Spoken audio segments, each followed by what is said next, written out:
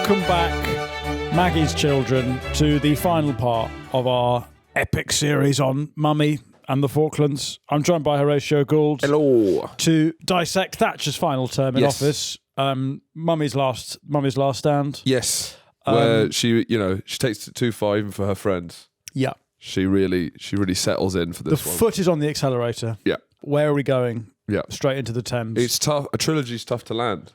It is. This is Godfather 3. It's the longest serving Prime Minister at this point. The first one to win 3 terms since that one in the Earl of Liverpool in the 1820s. The first Prime Minister since the Earl of Liverpool to win 3 consecutive general elections.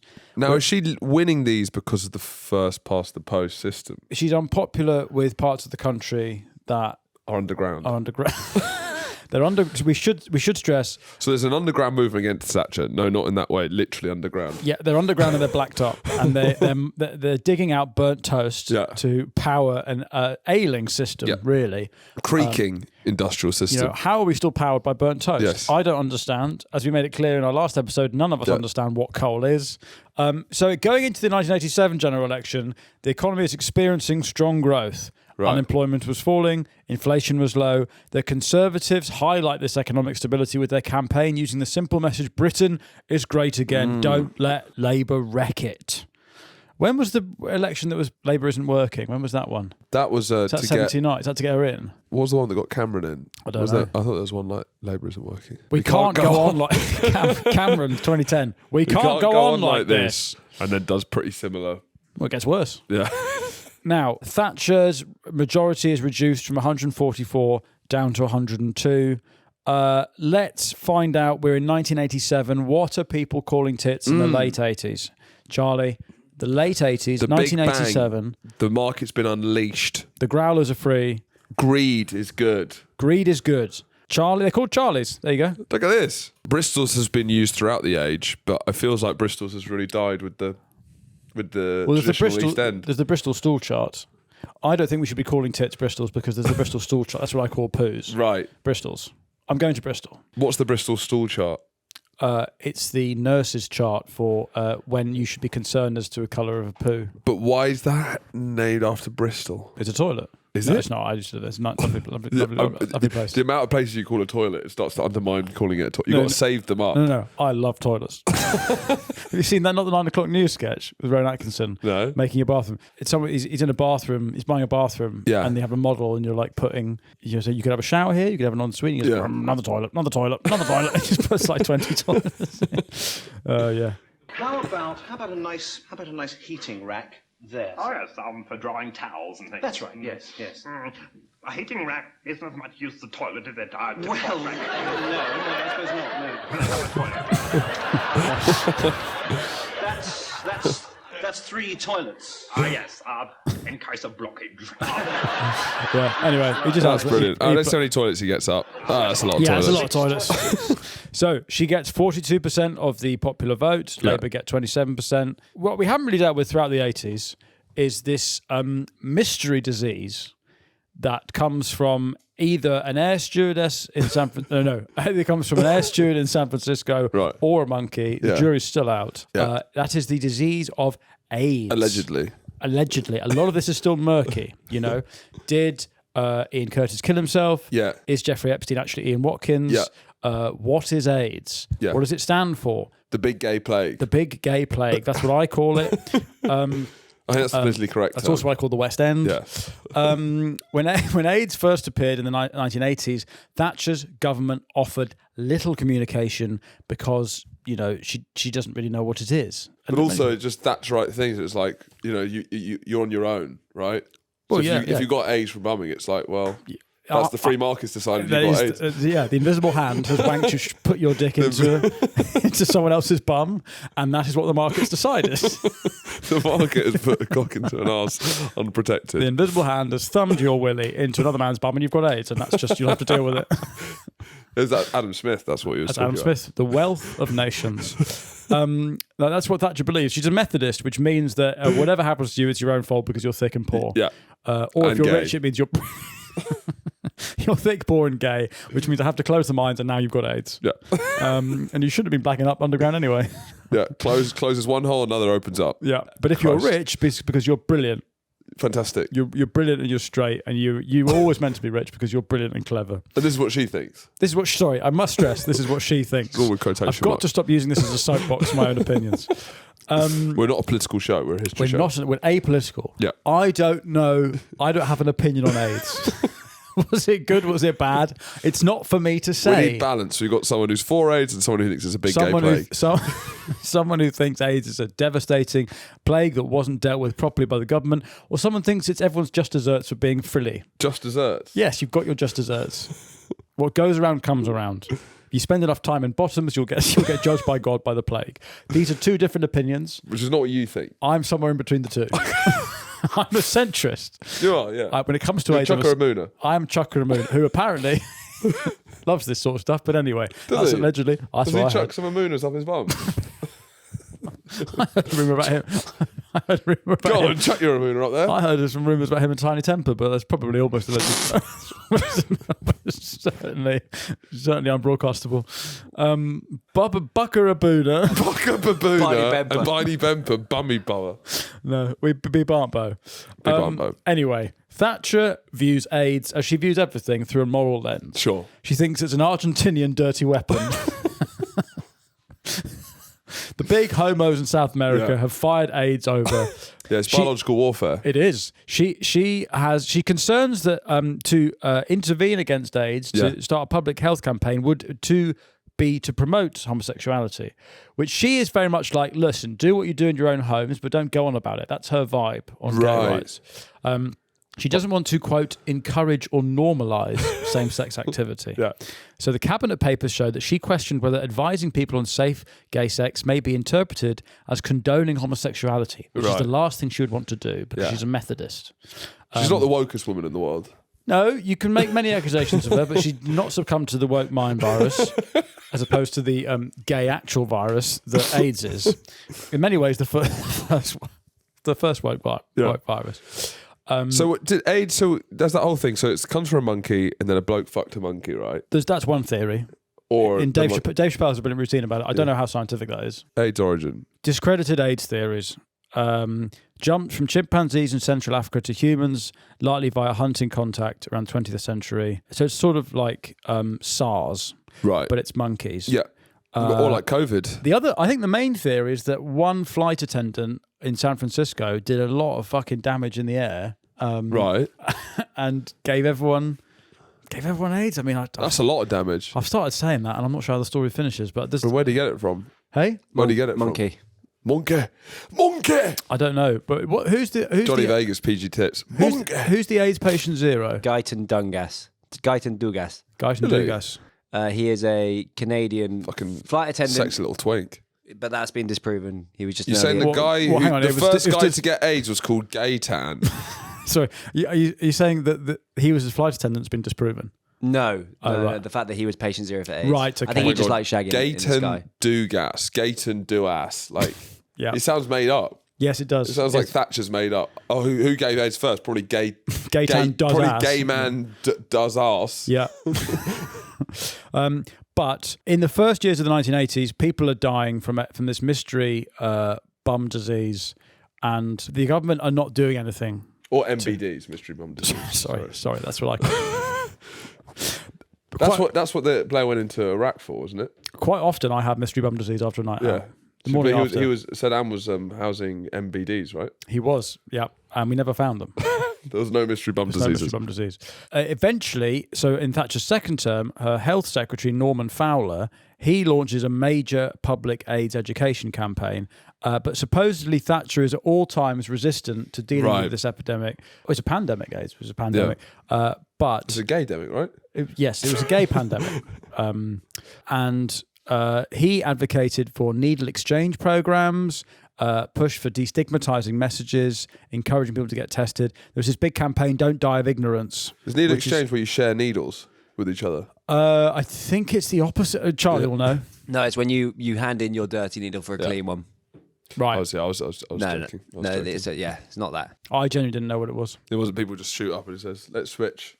And then do you want a bit of mine? Yeah. Have a take on this. Yeah.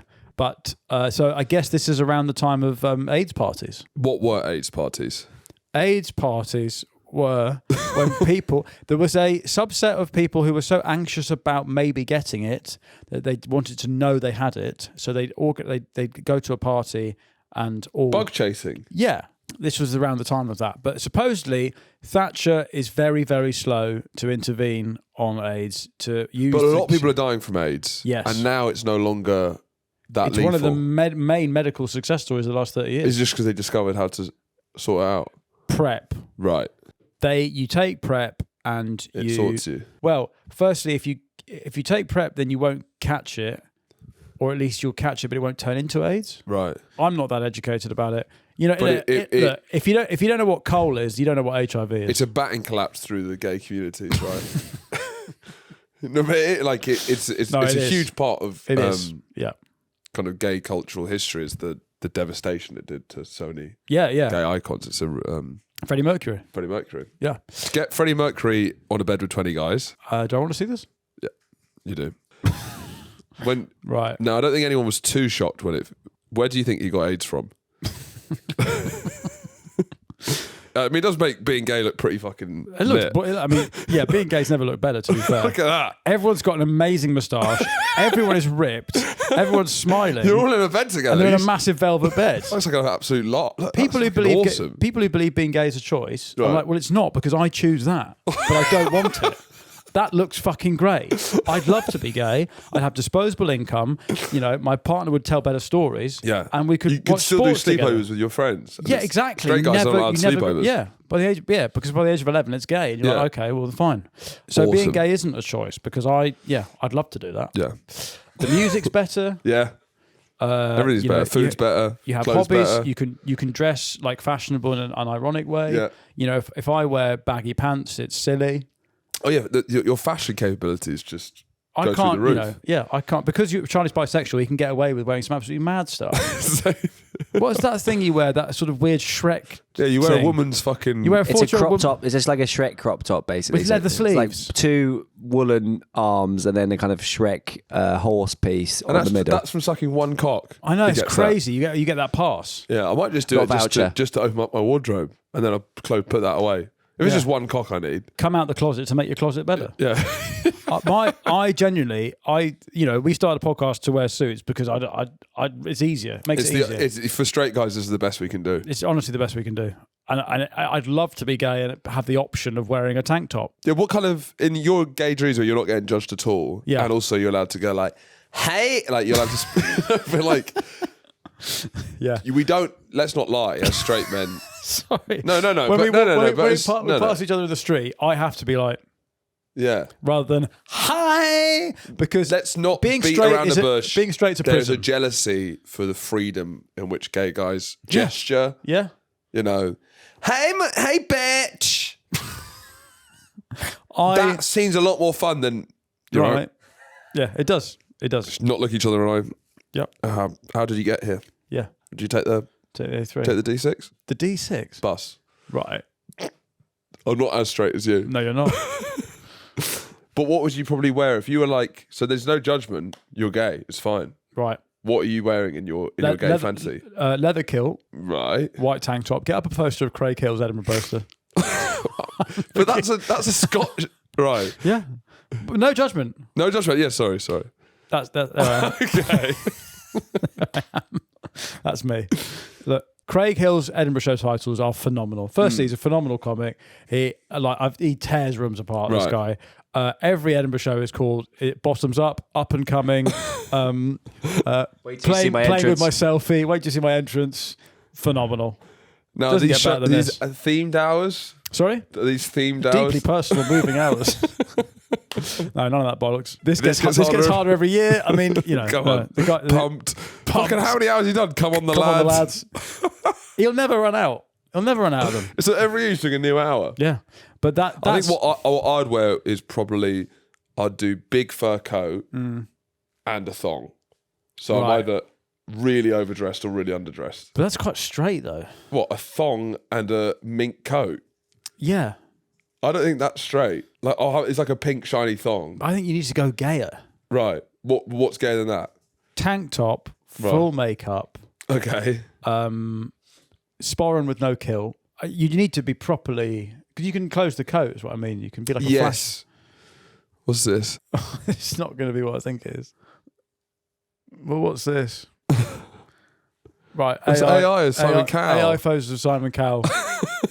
We're talking about the AIDS crisis. Yeah. This is what it's all about. Simon Cowell. This is what it's all about. Well, you know, Simon Cowell. Would you argue that maybe X-Thachtor came out of that? Feels like a Thatcher's Britain. Yes. Result, doesn't it? 100%. It feels like winners and losers. Winners and losers. Big Simon Brother. Cowell's a Thatcherite. Big Brother is, you know, it comes out of all this. So maybe this is relevant because you're taking people's communities away, and you're saying that life is a race, right?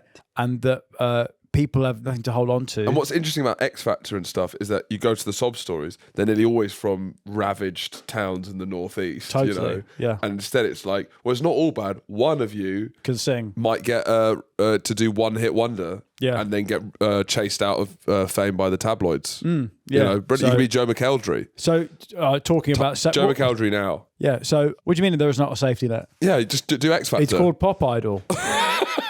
So we got all the minors, all the people who would be minors, saying like, we're closing the mines, but you can join X-Thachtor and try and out-sing each other. Louis Walsh will clap at you, and then 3 years later, the tabloid will call you fat and disgusting. Joe McElderry, unrecognisable on Steph's packed lunch. Yeah, no, he's gone for it. He's gone for it. This is Thatcher's Britain. Yeah. Now, the Don't Die of Ignorance campaign is one of the most dramatic public health campaigns in UK history. This is widely credited with lowering infection rates, changing public behaviour, helping to stem the tide of AIDS.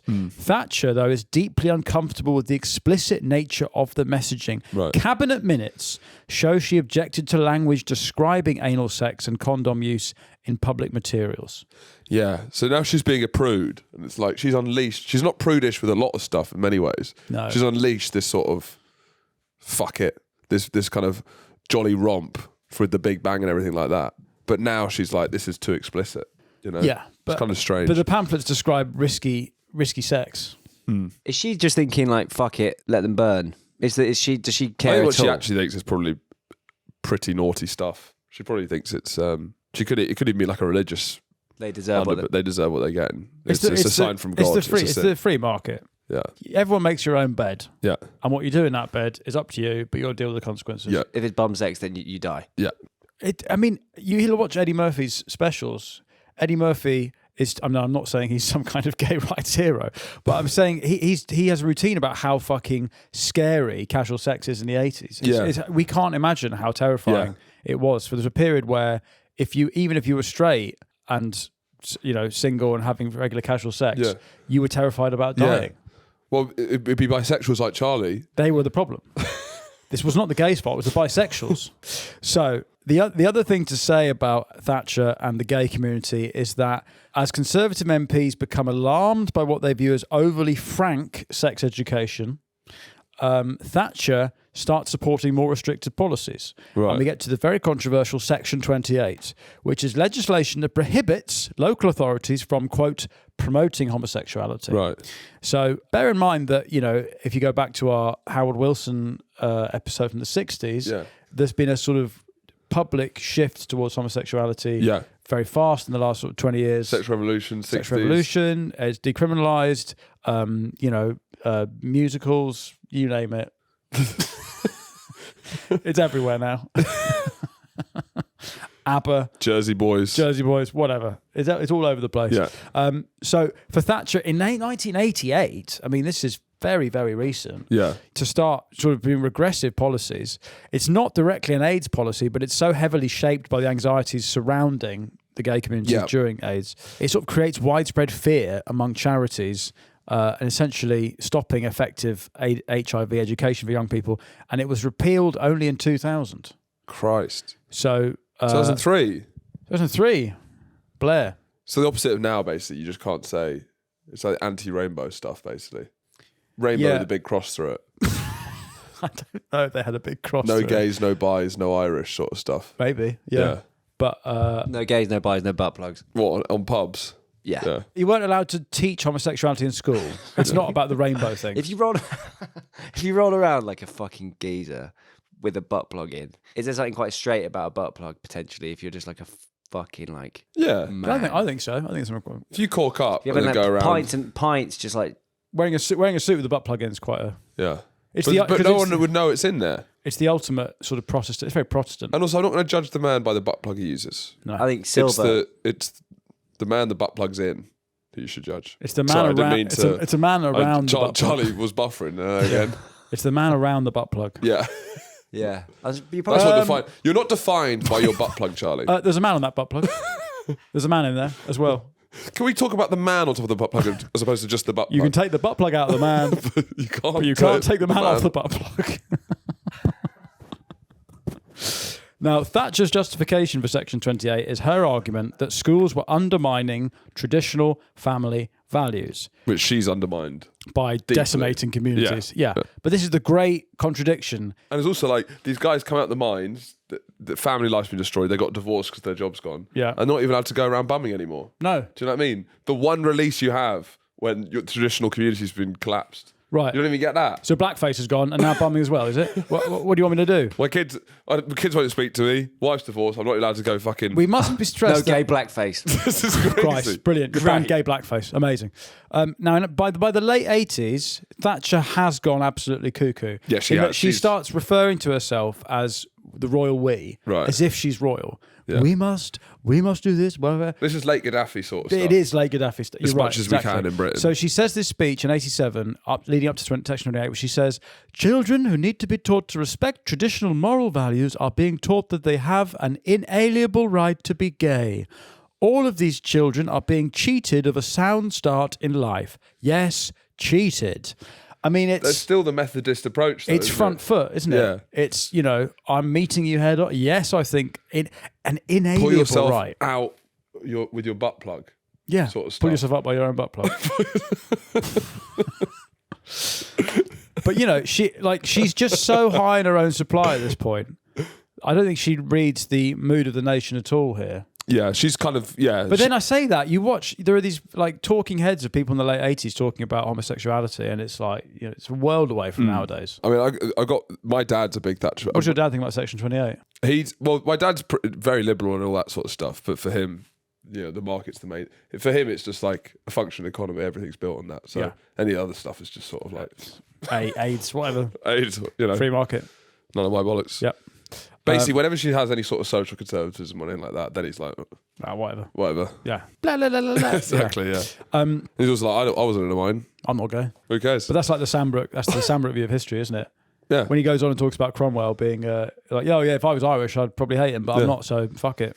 Yeah, that's my dad. I'm English, so I think he was great. Well for me, businessman. Yeah, I like it. Who cares?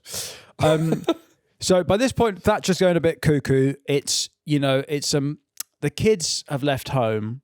Yeah, but mummy is still needing someone to mother. Sure, it's a difficult time. Yes. when your kids flee the nest. She's finding surrogate kids. Yeah, she's just overreach now. And the great irony is that she's she's a free marketeer, let people get on with it, and yet is getting in the way of people's lives. Yes, meddling with gay people's lives. What are you doing in there? What are you doing in there? Stop doing that out. Stop that.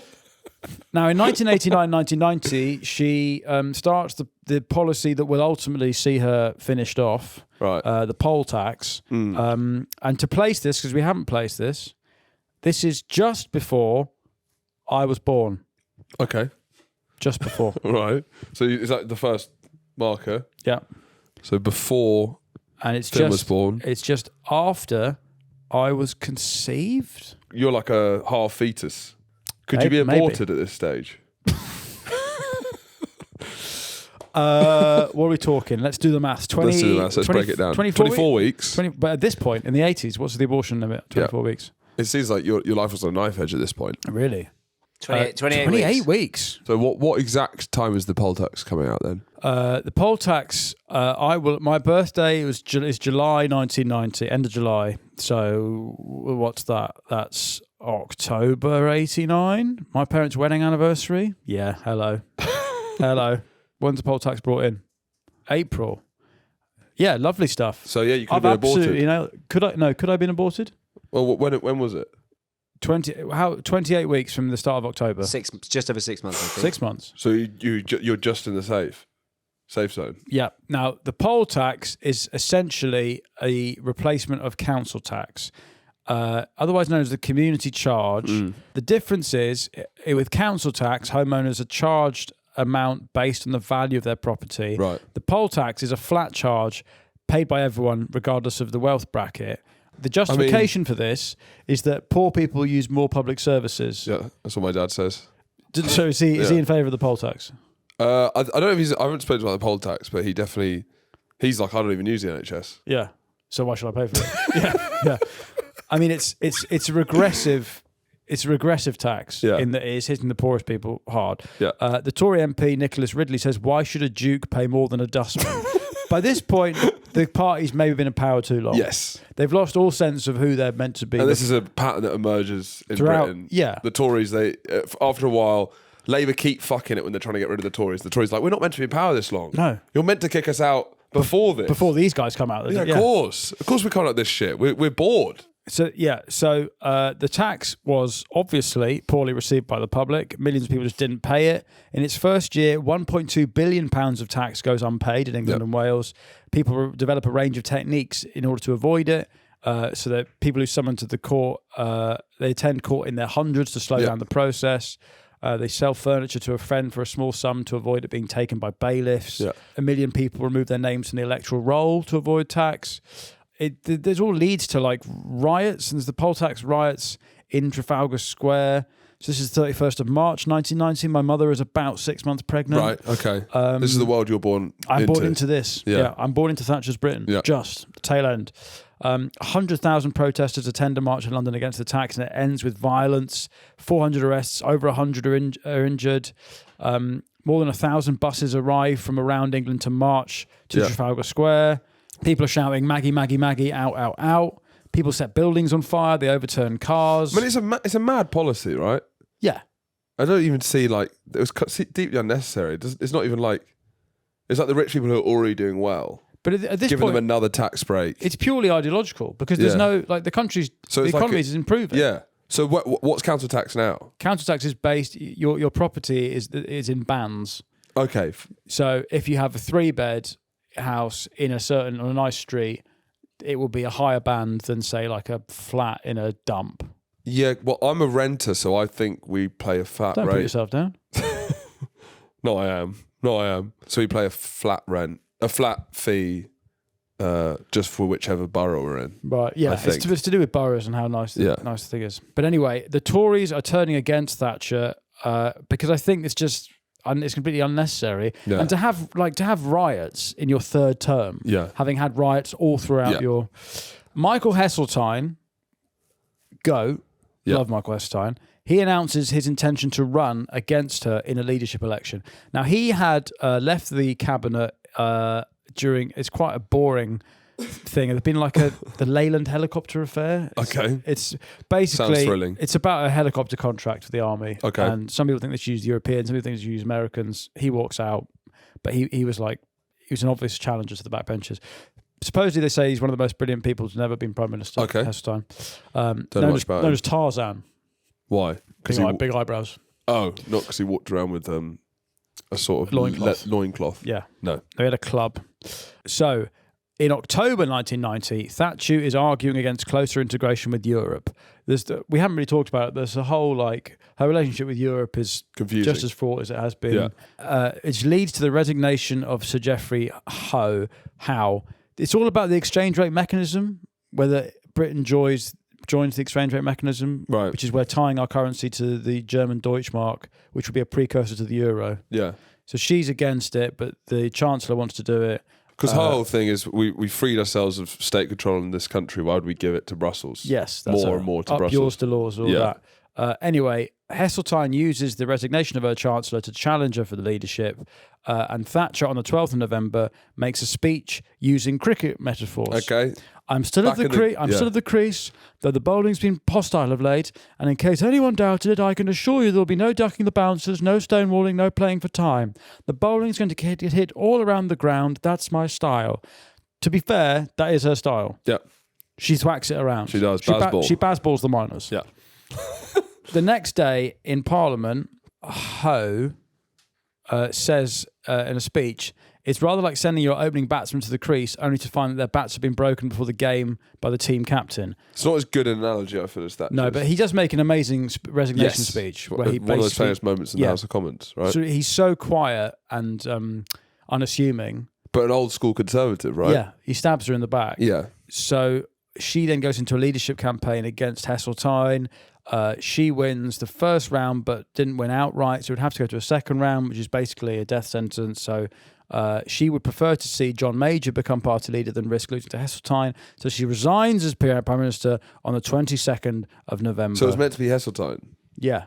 Over Major? The Great Pretender, yeah. Right. And John Major, she had, when he was whipped, she'd absolutely cucked him. She'd like shouted at him and humiliated him. Yeah. And he wore it and just stayed in the tent and then ends up being Prime Minister.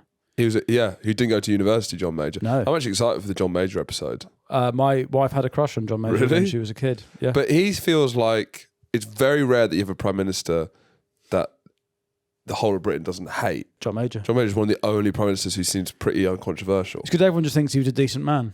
And he was only there for a term. And he was trying. He's just like a nice, But sweet no man. one would boo. If you did that thing of like, give me a cheer if you like this Prime Minister, I think there's boos for everyone but Major and maybe Attlee. Good name as well. And Brown. Brown's come back around, I think. Do you think? For some reason, yeah. I mean, when James McCann did that bit, Yes, that's true. Brown gets some cheers. So the decision comes less than 24 hours after she declared she would fight on and fight to win. Yeah. But she has gone cuckoo by this point. This is last year's of Wenger. It's like, she there's just no won't, CDM. She won't go. 6 attacking midfielders on the pitch. You know, It's fourth ideology isn't a trophy. over pragmatism. Yeah. It is exactly last year's of Wenger.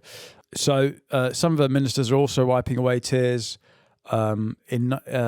She was struggling to get the words out. She's gibbering wreck. There's that famous photo. Can you find it, Charlie, of her crying down in the car leaving Downing Street with wet eyes? So finally, yes. Tears in the back seat. That's the headline. So now every female Prime Minister, have they cried on the way out? Truss hasn't. Did Truss cry? I think she might have. No. Did Truss cry? Truss didn't cry. Yeah. No, but no. Is that after the fact? That's after. She didn't cry. She just got on with it. Obviously, Theresa May. the country I love. Yeah, no, Theresa May fucks it. I thought that was quite good. It's nice. It's nice. The Maybot. Yeah, when she cried, that's quite a powerful, the quivering on that final word is quite good, no? And seeing Thatcher finally show some true emotion. Yeah. So on the 28th of November, John Major becomes Prime Minister and Thatcher stays in the House for a bit, I think. But her and Dennis moved to a gated community. Yeah. Classic. She remains an MP until 92. She establishes the Thatcher Foundation to promote free enterprise, and she remains good friends with people like Chilean dictator Augusto Pinochet. Elevate your circle, guys. Yeah, who was arrested for violating human rights, and she campaigns to have him all the charges dropped. While under house arrest in the UK, Thatcher sends Pinochet a bottle of whiskey with the note, "Scotch is one British institution that will never let you down." Now, a guy no one's defending. No Thatcher will stick her neck out. Nah, you know what? Give him a bottle of Scotch. Prince Andrew, I can't believe how they treated you. We should be checking in actually with what Savile's doing. He is the barometer of this series. Yeah. November 1990, what is Savile doing? He's led through all these Prime Ministers pretty much. 1990, Savile was being knighted. He's made a knight of the realm. Because he was, New Year's honours for his charitable work. Yeah. Unfettered access to, hospitals, which we don't need to go into, I think. But, it's nice to see men in nursing positions. It is nice to see men in nursing positions. He broke so many boundaries, Jimmy Savile. He was a busy man. He was busy. He went out of his way to do so much for charity. In the way that Mark Wahlberg posts his daily routine, showing how productive he is. I don't need to see Jimmy Savile's daily routine. I don't need to see it. Well, how did he get so much stuff done? I don't know. You could learn. And that's part of the reason I don't believe anyone. What time's he going to bed? What time's he getting up? When they say the slander about him that he was a mega pedo, I think, well, I mean, this guy, James Savile, Knight of the Realm, white hair, red glasses, full tracksuit. Not a chance in hell. Not a chance. You are having a laugh. In 2002, Margaret Thatcher suffers a series of minor strokes. Now, those aren't minors. Yeah. Stroke. While on holiday in Madeira with Dennis for their 50th wedding anniversary. Guys in blackface just like... Yeah, no, she's not being stroked by guys in blackface. She spends the last years of her life living at home, listening to classical music, watching songs of praise, and reading the papers. And then she moves into the Ritz. Out. She does fade out. She moved into the Ritz. Yeah, that's quite nice, though, isn't it? How much is so? She just whittling her money away. I guess so. Just paying the Ritz prices every day. How many years was Thatcher at the Ritz for? It's pretty cool to die at the Ritz. That is pretty cool. Yeah. While staying at the Ritz on the 8th of April 2013, Margaret Thatcher passes away at the age of 87. 3 to 4 months at the Ritz. Doesn't it say a lot about her philosophy in that rather than get the state to pay for care, she moves into the Ritz for the last 4 months when she's too frail? I mean, that's kind of badass, isn't it? She was a friend of the hotel's owner. Right. Oh, she didn't have to pay to stay there. But then the Ritz they're not wiping her ass, are they? The bellboys.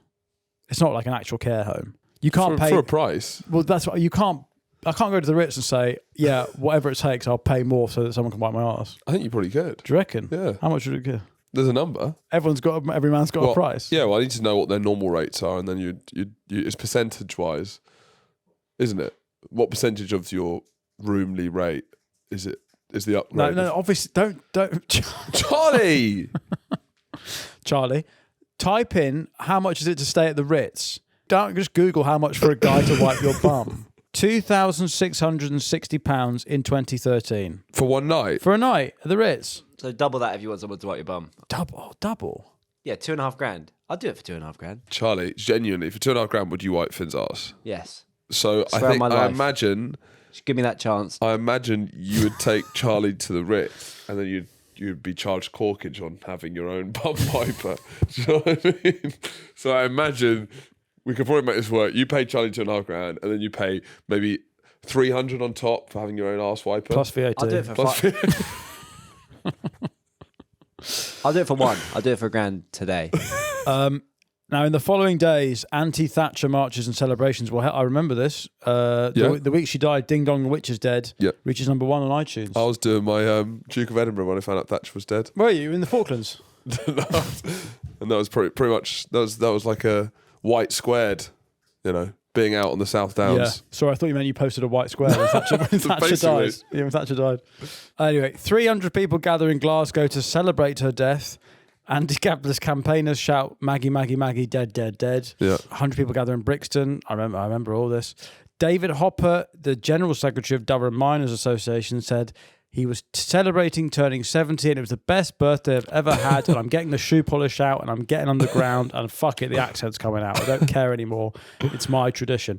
He said that, quote, she was a heartless woman who tore the heart out of the mining community to the north. She was a disaster for the workers of this country, although millionaires like those in David Cameron's cabinet certainly did all right. George Galloway tweeted saying, tramp the dirt down, may she burn in the hellfires. Jerry Adams, whatever. I mean, it's, usual suspects. She was a divisive figure. Sure.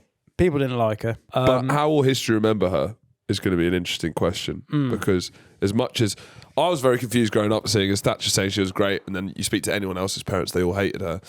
So it was confusing. But if you think about 100 years' time, or what makes someone historic, Thatcher is maybe up there with top 10 most historic women of all time. Yeah, it's not a long list, though. No, but still. Joan of Arc. Cleopatra. Queen Elizabeth II. Yeah, Liz Truss. Liz Truss. Margaret Thatcher. Queen Elizabeth I, maybe. The woman who invented the big sippy cup. Mary Curie. But she's got to be up there. Lorraine. Lorraine's up there.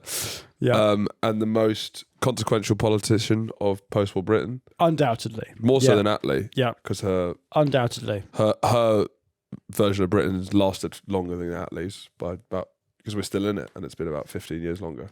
Well, we are in, we are now in Attlee's Britain that has been pegged to shit by Thatcher. Yeah. And so the NHS is hanging on by a thread.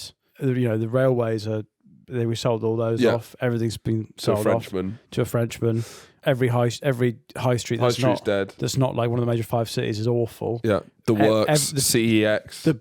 This is the long road to CEX. Yeah. And like vape stores, vape shops, chicken shops. The small town Britain that she brain drain and tries to mythologize. Champion, yeah. Is she completely destroyed? Yeah, there's a statue of her in Grantham. She never fucking went back there. She hates small towns. Yeah. And she caused the brain drain to London.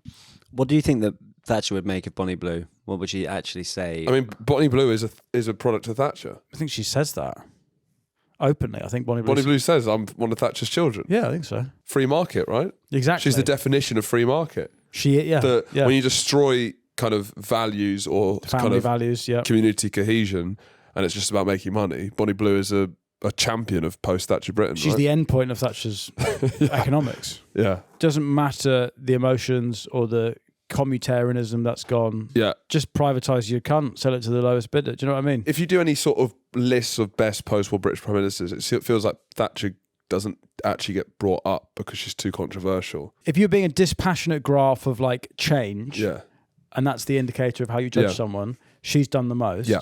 So she's the most impactful. And most, if you talk about political talent, yeah, and that's probably political talent is the ability to enact change. Yeah, and to convince people of change. Yeah, but it's Thatcher, then Blair, probably. Yeah, 100%. Because everyone else is kind of like went out with a whimper. Well, Blair ushered in a new era of focus groups. Yeah, like PR. We haven't even talked about. And that would run 3 elections. But we haven't even talked about what Thatcher did with like Saatchi and the way she changed political advertising and all that stuff. She basically let a genie out of the bottle that you can't put back in. Yeah, or at least we haven't figured out a way. We haven't figured out a way to replace it with anything. No, sort of like feels like everything's on a glitch since Thatcher. And Thatcher said her greatest achievement was Tony Blair. Did she actually say that? What context did she say that? That's a pretty hardcore quote. In 2002, Margaret Thatcher was asked for her greatest achievement. She replied, Tony Blair and New Labour. Yeah. We forced our opponents to change their minds. Fair enough. Now, she got essentially a state funeral, pretty much. Other than the funeral of Winston Churchill, it was the only Prime Minister's funeral that the Queen attended. Who's that bloke in his mid-20s bawling at Thatcher? Wasn't this when... but we Fucking loved her.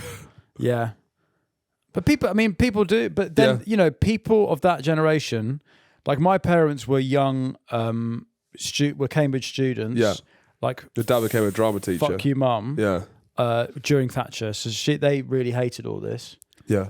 But for people who were more conservative or who were a bit older when she was around, she made them feel good about being British for the first time in 30 years. Yeah. Which, if you've listened to the 10 hours we did on post-war British decline, there was not a lot to feel good about. No. And then my grandparents, who were fruit and veg traders, she basically, if you were ambitious enough and worked hard enough, you could sort of buy your way into a middle class that would reject you in the old Britain. So for them, Thatcher was like, they were exactly the type of people that Thatcher was trying to support. Yeah. Kind of aspirational, upwardly mobile, working class, petit bourgeois people. If you were ambitious, Thatcher was brilliant. Perfect. And if you needed help in any way, she was awful. Yeah. She turned her country into one of winners and losers, which was very great. She made X-Thachtor and Bonnie Blue. That's what that Britain is. It's X-Thachtor. It used to be stamp Blue. collecting. Yeah. And fucking, Airfix models. And now it's Bonnie Blue and X-Factor and Love Island. And that's Thatcher. Yeah. She turned this country into one of winners and losers, and we're very grateful because our Patreon is full of losers. If you're the minds may be shut, but our Patreon is open. It's teeming, and there is also, I can say that blackface is welcome in our Patreon. Many of our patrons wear blackface. That's a personal choice they make. Come join a members club, sort of, that you can say what you want round the snooker table. That's what this is. It's a safe space. Yes, it is a safe space. Come join the Patreon, where we will be dealing on a bonus episode with a book called Superwoman that my wife found a copy of when she was cleaning out her uncle's house, and it's that's not a euphemism. It's right? not. It's not a euphemism. He's gone into care and she's dealing with his house. Right. Sorry. Do you want to pass me a copy? It's a handbook. It's a handbook for how to be a working wife and mother, how to save time and money. What era is this? This is 1975. Oh, right. So it's a 50th anniversary copy. Nice. You can see how many funny things there are in it by how many tags there are. But we'll be delving into that in the Patreon for our bonus episode this week. But if not, this has been Thatcher and the Falklands, Britain's mother, the story of Britain's mother. We will see you next time for a new topic. God bless and good night. Goodbye.